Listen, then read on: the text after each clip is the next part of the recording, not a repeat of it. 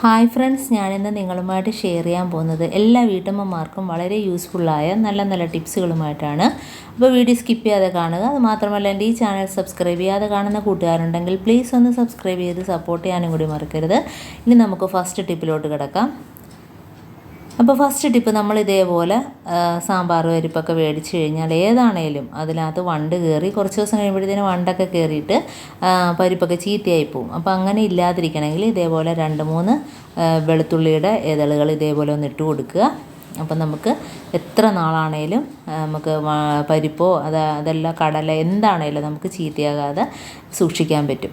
അതേപോലെ തന്നെ അടുത്ത ടിപ്പ്, നമ്മൾ ഇറച്ചിയൊക്കെ കഴുകുന്നതിനായിട്ട് ഒരു ഇറച്ചിക്കൊക്കെ ഒരു പ്രത്യേക സ്മെല്ലാണല്ലോ. അപ്പോൾ ആ സ്മെല്ല് പോകുന്നതിന് വേണ്ടിയിട്ട് നമ്മൾ ഇതേപോലെ കഞ്ഞിവെള്ളം ഉണ്ടെങ്കിൽ അത് വെച്ചൊന്ന് കഴുകിയെടുക്കുക. അപ്പോഴത്തേനും ആ ഇറച്ചിയുടെ ഒരു സ്മെല്ലൊക്കെ പോയി കിട്ടും. അപ്പം ഇതേപോലെ ചെയ്യാത്തവരൊന്ന് ചെയ്ത് നോക്കുക. അപ്പോൾ ഇറച്ചിയാണേലും അതേപോലെ തന്നെ മീനാണേലും നമുക്ക് ആ ഒരു സ്മെല്ല് പോകുന്നതിന് വേണ്ടിയിട്ട് കഞ്ഞിവെള്ളം വെച്ച് ഇതേപോലെ ഒന്ന് കഴുകി നോക്കുക. വേണമെങ്കിൽ ഉപ്പും കൂടെ ഇട്ട് കൊടുക്കുക. അപ്പോൾ നല്ല രീതിയിൽ തന്നെ നമുക്ക് അതിനകത്തുള്ള ആ സ്മെല്ലും അഴുക്കും എല്ലാം പോയി കിട്ടും. അപ്പം ഇതേപോലെ ചെയ്യാത്തവർ ചെയ്തു നോക്കുക. അടുത്ത ടിപ്പിലോട്ട് കിടക്കാം. ഇപ്പം നമ്മൾ അരിയൊക്കെ സൂക്ഷിക്കുന്നതിന് വേണ്ടിയിട്ട് നമ്മൾ കുറേ ഇതേപോലെ പച്ചരി ആണെങ്കിലും ചാക്കരി ആണെങ്കിലും എന്തും മേടിച്ച് നമ്മൾ സ്റ്റോക്ക് ചെയ്യുമ്പോഴത്തേനും അതിനകത്ത് കുറച്ച് ദിവസം കഴിയുമ്പോഴത്തേനും വണ്ടൊക്കെ കയറിയിട്ട് ചീത്തയായിപ്പോവും. അപ്പോൾ അങ്ങനെ ഇല്ലാതിരിക്കണമെങ്കിൽ നമ്മൾ ഇതേപോലെ ഒരു ചിരട്ട കഷ്ണം ഇട്ട് കൊടുക്കുക. അപ്പം നമുക്കതാകുമ്പോൾ അരി കോരി എടുക്കുകയും ചെയ്യാം. അതുമാത്രമല്ല, അരിക്കകത്തുള്ള ഈർപ്പമെല്ലാം അതിനകത്ത് പിടിച്ചിട്ട് അരി ചീത്തയാകാതെ എത്ര നാൾ വേണമെങ്കിലും നമുക്കിതേപോലെ സൂക്ഷിക്കാൻ പറ്റും. അപ്പം ഇതേപോലെ ചെയ്യാത്തവർ ചെയ്ത് നോക്കുക. അടുത്ത ടിപ്പിലോട്ട് കിടക്കാം. അപ്പം മുട്ടയൊക്കെ നമ്മൾ പുറത്ത് സൂക്ഷിക്കുകയാണെങ്കിൽ, ഫ്രിഡ്ജിൽ അല്ലാതെ പുറത്ത് സൂക്ഷിക്കുകയാണെങ്കിൽ ഇതേപോലെ ആ കൂർത്ത ഭാഗം നമുക്ക് അടിഭാഗത്തോട്ട് വരുന്ന രീതിയിൽ വേണം വെച്ച് കൊടുക്കാൻ. അപ്പോൾ നമുക്ക് മുട്ട എത്ര നാൾ വേണേലും കേടുകൂടാതെ സൂക്ഷിക്കാൻ പറ്റും. അപ്പോൾ ഫ്രിഡ്ജിൽ വെക്കുന്നതിനേക്കാളും നമ്മൾ പുറത്ത് വെച്ച് മുട്ടയൊക്കെ ഉപയോഗിക്കുന്നതായിരിക്കും ഏറ്റവും നല്ലത്.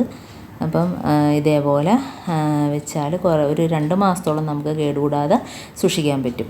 ഇനിയിപ്പോൾ അടുത്ത ടിപ്പിലോട്ട് കിടക്കാം.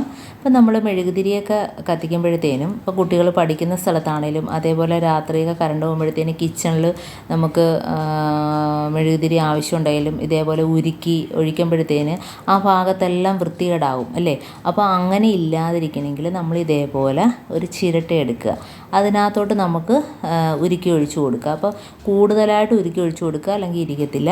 അതേപോലെ ചിരട്ട നമ്മൾ എടുക്കുമ്പോഴത്തേനും നല്ല ഇരിക്കുന്ന ചിരട്ട വേണം എടുക്കാൻ. നമ്മൾ തറയിൽ ഒത്ത് നിരപ്പായിട്ട് ഇരിക്കുന്ന ചിരട്ട വേണം എടുക്കാൻ. അപ്പോൾ 3 കണ്ണുള്ള ചിരട്ടയാകുമ്പോഴത്തേനും നല്ല കറക്റ്റായിട്ട് ഇതേപോലെ ഇരിക്കും. കാരണം അതിനകത്ത് നമ്മൾ കുറച്ച് വെള്ളം ഒഴിച്ചു കൊടുക്കുന്നുണ്ട്.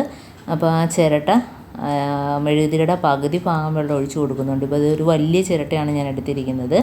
അപ്പോൾ ഇതേപോലെ വെള്ളം ഒഴിച്ചു കൊടുക്കുന്നതിൻ്റെ ഗുണം എന്തെന്ന് വെച്ചാൽ നമുക്ക് മെഴുകുതിരി പെട്ടെന്ന് കത്തിത്തീരത്തില്ല.